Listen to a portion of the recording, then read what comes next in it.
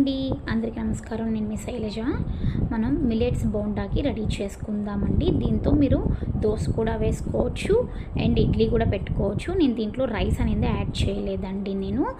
ఇది జోవర్ అండి, మొక్కజొన్న ఉంటుంది కదా అదనమాట. నేను చూపించిన చిన్న గంటతో వేసుకున్నాను, అదే గంటతో శనగపప్పు వేసుకున్నాను. బార్లీ గింజలండి హాఫ్ గంట వేసుకున్నాను, అంటే 1 టేబుల్ స్పూన్ అనుకోండి. నెక్స్ట్ 2 గ్లాసుల ఉద్దిపప్పు వేసుకున్నాను, ఇడ్లీ పప్పు అనమాట. సో అన్ని 2 to 3 టైమ్స్ వాష్ చేసేసుకోండి. మొత్తం అంతా వాష్ చేసుకొని దగ్గర 5 to 6 అవర్స్ వరకు దీన్ని నానబెట్టుకోండి బాగాన.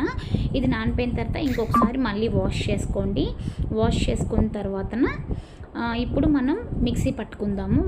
మీకు అయితే మిక్సీ వేసుకోండి, లేకపోతే గ్రైండ్ అయినా చేసుకోండి. ఇక్కడ మమ్మీ గ్రైండ్ చేస్తూ ఉన్నారు. నాకంటే మిక్సీ అలవాటు, గ్రైండర్లో నాకు సరిగ్గా రాదనమాట చేయడము. మమ్మీకి మిక్సీ పట్టడం రాదు మమ్మీకి, సో గ్రైండర్ వేశారు మమ్మీ. సో ఇక్కడ నాకు ఎంత క్వాంటిటీ కావాలో అంత క్వాంటిటీ నేను పక్కన పెట్టుకున్నాను.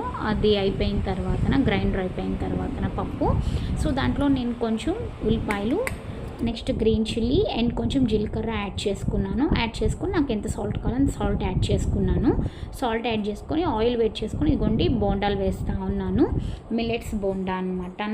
చాలా చాలా చాలా బాగుంటుంది. డ్రై వన్స్ అండి, అందరూ ఇష్టపడి తింటారు. So with peanut chutney. Bye bye.